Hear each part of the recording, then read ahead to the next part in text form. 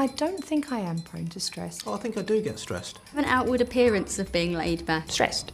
Laid back, I would say. Pretty stressed. I wouldn't say laid back. Prone to stress. Don't act surprised, you know exactly what you did. Is there nothing out of this group of people, there's nothing that you want to know? Don't stand outside. I'll call you back in when you're actually going to be quiet.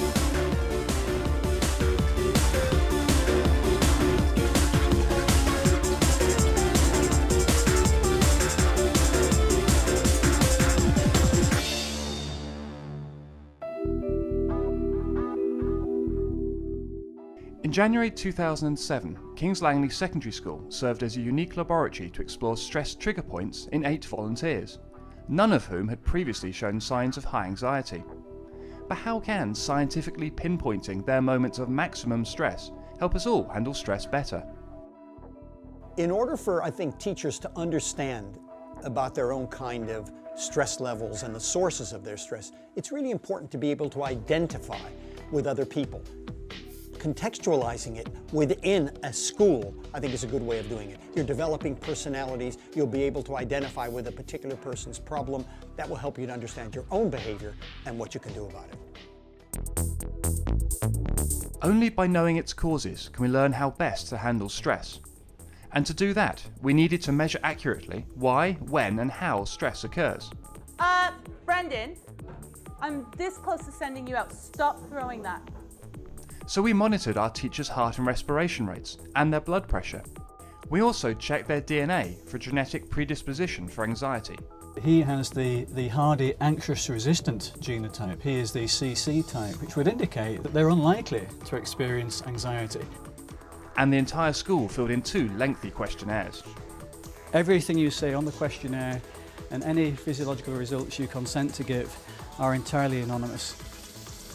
Armed with this new information, we then asked top psychologists to guide us through ways of recognising and then conquering stress in our new 4-part series. Some people are psychologically fitter than others, just like some people have better genetic constitutions than other people. And the key thing is, you know, what does that mean? What's its implication? Everybody's different, so what might cause me stress might not cause someone else stress, and what causes them stress would perhaps not cause a third person stress. So it's about understanding what are your own triggers, first of all, and then understanding how the kind of things that help you as an individual manage stress best. Why did different teachers respond differently to stress within the same school? Eavesdropping on the teachers were a group of scientists who interpreted the data provided by a range of cutting-edge monitoring equipment, including an intelligent vest. As you can see, it's basically a lycra vest. And what's remarkable about it is that the sensors are actually woven into the fabric. So she can't actually feel that she's wearing anything other than a vest. The only thing to indicate that it's anything different is this one single wire that comes out the bottom of it. And what information do we get from the vest? For us today, it's collecting an ECG trace, that's her heart rate, and also measuring her respiration, how deep she's breathing and how often she's breathing. And all that information is being beamed from Karen's hip pack back to a computer? That's right. In real time, we can see right now what her heart rate is and her respiration rate as well. Frequently, the vest recorded a heart rate consistently well over 100, a rate which should only be reached when exercising vigorously.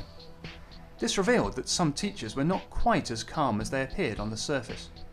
I didn't realise just how much I react to certain students, and the heart monitor picked up on the fact that my heart rate sort of went quite high when I was faced with particular students. Not much there, has to be said. How much are we meant to do? About 2 pages. 2 pages? Sorry? I mean, oh dear. The sort of tests that reveal a pressure point or a moment in the day that has been particularly stressful can be really useful to people, because so often if you are in a stressful situation, you're so caught up in the situation that you're not thinking about the impact that it's having on you and you physiologically or psychologically.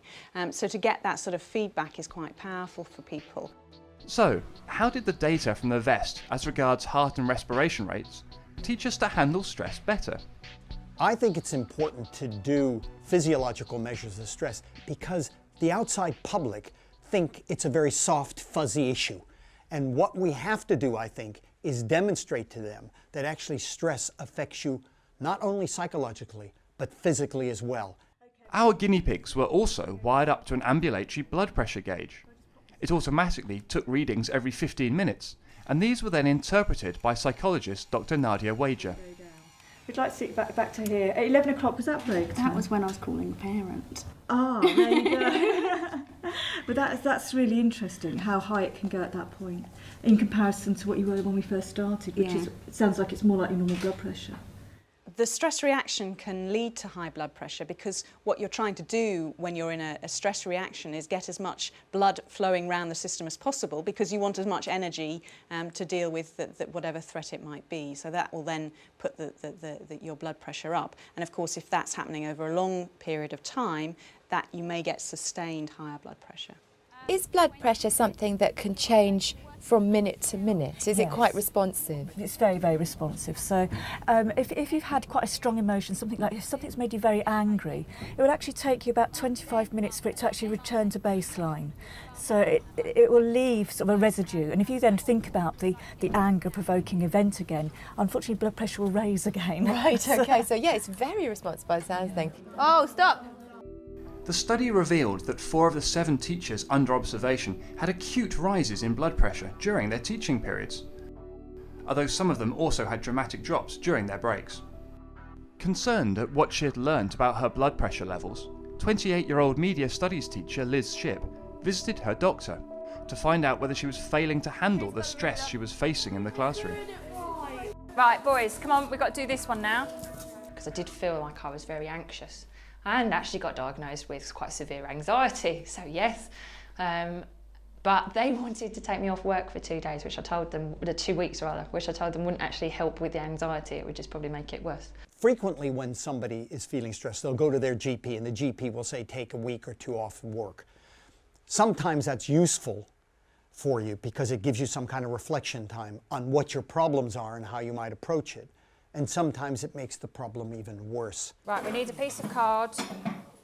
Deciding to carry on regardless can be the right decision, but beyond a certain point, trying to handle stress without help may be counterproductive.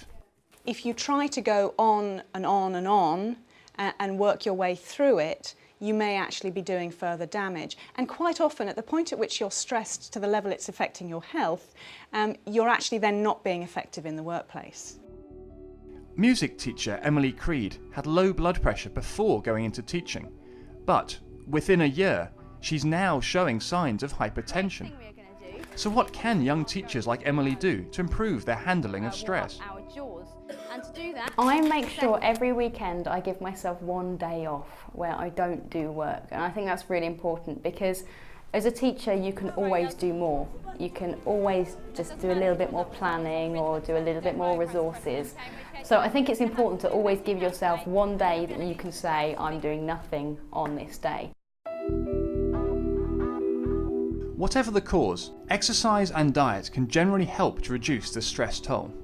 As part of improving well-being, during the How Stressed Is Your School week, Liz Shipp received some healthy eating advice from nutritionist Sally Gordon.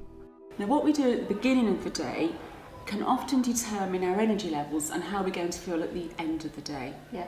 Okay. And you know where this is going. I know where this is going. I don't have breakfast. You don't have any breakfast. In fact, you don't actually eat anything until 12:30. The reason why I don't have something first thing in the morning is it makes me feel sort of nauseous. Having spoken to the nutritionist, I've been making sure that I have breakfast. I'm a good little girl now, I have breakfast. Although, on the downside, I don't always think too much about lunch so much now, which is obviously a negative on that, but because I feel that I can keep going. So I don't feel the hunger that I need to have lunch. Diet can really help. Certainly having a poor diet makes you more susceptible to stress, particularly if you eat a lot of refined carbohydrates. So that's all the biscuits and the cakes and the sweets. As in so many schools, King's Langley teachers were stressed by lack of resources and computer waywardness and non-availability.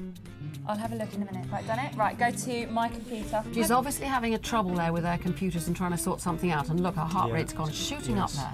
Yes, that's awfully high, isn't it? Yes. So that's something that might be unsettling I should think she's her. very worried there. Oh, it's not working. You know what you get like with your computer? Yeah, definitely. On top of everything else, you don't need IT hassle. To help his staff handle their stress levels, head teacher Gary Lewis has splashed out on some new IT. We have now purchased every teacher at the school a laptop.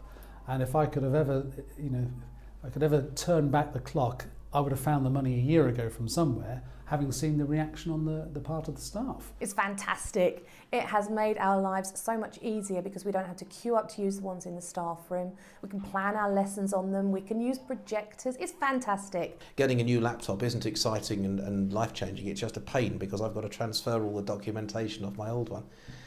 And also I've got to load up my train driver simulator, and that's going to take me quite a long time. So, aside from pretending to be train drivers, how do some of the staff let off steam? I actually live with another teacher at this school, so we kind of de-stress by offloading onto each other a bit. We talk and about our days, and even that in itself is a big help. De-stressing, I like it when I can say, that's it, enough is enough for today. I try to get to the gym at least 3 times a week. People have said to me, how do you fit in the time? Well, I fit in the time because I know the benefits to me are enormous, even if it's just simply the fact that I will sleep better because of it. Support staff's ability to handle stress was also examined during the week spent at King's Langley. By wearing one of our pedometers, caretaker Graham Locke discovered he walked a minimum of 8 miles every working day. It's a massive site, a huge site. It's got bigger over the last sort of 5 or 6 years. And it's very hard to cover all areas. I went to the head, spoke to him, and he was fantastic really, because I think he realised that we do need an extra pair of hands on board. So obviously someone else is going to be coming onto the site. It's going to cut my work down considerably really, and I should only be travelling 6 miles a day. Graham changed his life by asking for more help, but that isn't always easy to do. Quite a lot of people are under stress, particularly in the education sector. Don't own up to it. Don't tell their head or whoever that they're not coping and that they need support. It is really important for somebody who has overload or problems to make sure that their line manager, their head, whoever it is, knows about it. After some careful introspection and positive action, King's Langley School is today a less stressful place. But what about you? What can you do to beat stress? You've got to do something different. That's the key. Do something different. Echo that phrase in your head. If you want something to be different, do something different. The key thing when you're going to handle stress is to be able to seek support when you need it. I think what is almost fundamental and probably one of the most important aspects of managing stress is to, number one, own up to your problem, seek social support, express your feelings about it, and don't internalize it. For more tips on how to reduce stress through simple yoga and 5-minute break time relaxation exercises, look up our resource page on our website, teachers.tv/stress.